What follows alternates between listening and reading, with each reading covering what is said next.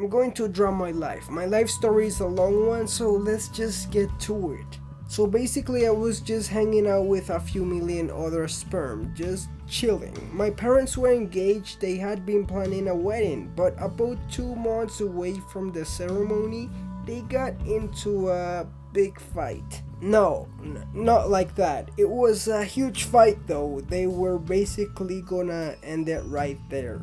I wanna have your baby. No, I'm too angry to have sex. It ended up being a combination of breakup sex and my mom raping my dad in the public washroom of where my mom worked. I guess the sex was very good because they got back together pretty much immediately, but I really rather not think about that. They got married in a church, and about 6 months and a half later, I was born. I was pretty fat. Fat babies are not attractive. I don't care what anybody says. We were poor but very happy, so my parents did what any struggling family does in this situation. They had another baby. I was 2 years old and my sister has been my best friend ever since, with some fights in between. My dad was very involved with the church, so much so that he became a pastor and we ended up having our own church. Side note, at some point in my very young life, I saw a Jim Carrey movie. Since then, I knew my only future was in the entertainment industry. I digress. I was a super spiritual kid. I saw angels and demons and even audibly heard God from time to time. But then my spirit was broken. I don't remember the time frame, but I was very young. I had a great relationship with a family member.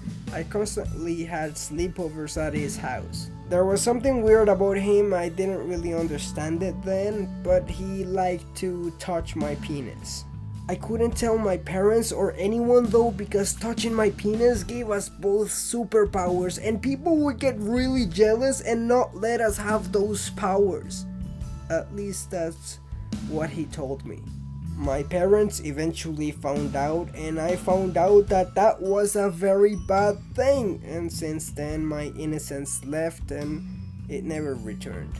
Only until a few years ago was I able to truly move on from that trauma, thanks to God. Let's not get too ahead though. We had a church, so we moved to a different town to live in that church. We constantly moved because the church kept growing and growing and growing, until some bad guys told us to leave the town or they would kill us. Keep in mind that I'm skipping a lot of things. I just don't want this video to be a 10-hour long one. We eventually came to Canada as refugees. I learned English and made new friends. I lived there for 5 years, in which I lived my gangsta face at. I had oversized everything, I stole stuff, I wanted to be a rapper, and I invented masturbation.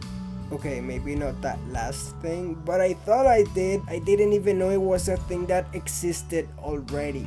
I was only 11 years old at the time, but I started doing it more and more frequently. After 5 years of living in Newfoundland, we moved to Ontario because my parents joined the military. I loved Ontario as a place, but I hated my time there. I literally had no friends. During that school year, I hanged out with the popular kids, but I was also mildly bullied by some of them. When summer came along, I had no one to spend my time with, so my addiction to masturbation grew stronger. But even that wasn't enough to waste all the time I had, so I was extremely bored, so I started recording myself. Not doing weird stuff, I just did like stupid stuff, posting those videos on YouTube.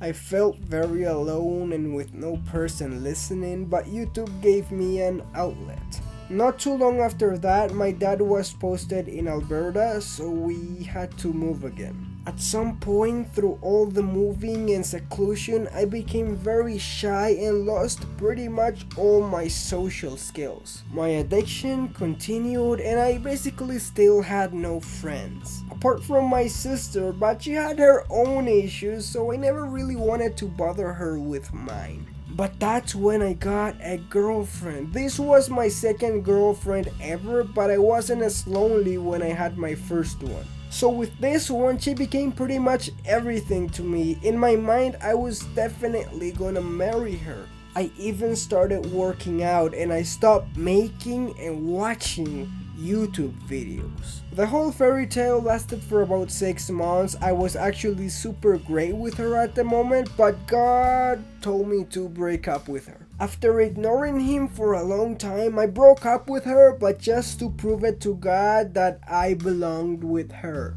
She is now married to some Mexican and she has a daughter with another baby on the way and still in high school, unless she dropped out. That's actually very possible. After the breakup, it didn't take too long for me to start making videos again. Sadly, a bit before that, I was diagnosed with ulcerative colitis. Absolutely no medicine would work for me, so I just tried to live as normally as possible. But so much of my time was spent concentrating on not pooping myself that my social skills got even worse. I moved away to college, but after 6 months I was just way too sick to even continue, and that's when I started my Spanish channel and when I dropped out of college. Oh, and a bit later I had my colon removed. I technically don't have ulcerative colitis anymore, but I still take some stuff to control my poop.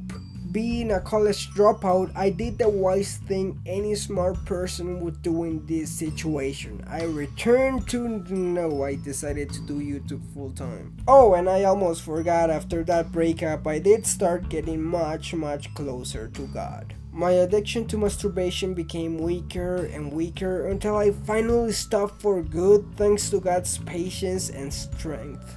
With all this extra time I had, I really worked super hard on YouTube. At my peak, I was actually making about 18 videos a week. Right now, I'm focusing more on quality rather than quantity, but I'm still making a good enough living off of YouTube, while more of you keep joining in, and that excites me so much because I love you.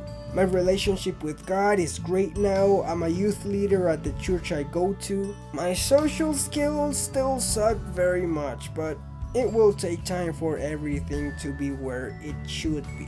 You joined this story just as it's starting to get good. It's a crazy journey, but I love you for coming along. I have plans of moving to LA possibly as soon as next year, where I'll act, meet people, make movies, and of course continue to do my best to make you laugh any way I can. I will not stop making videos. Our connection is more important than some stupid Hollywood movie, and anything I choose to take part in will not compromise our relationship. KKortez here. I love you, little K, so I'll see you later, crocodile.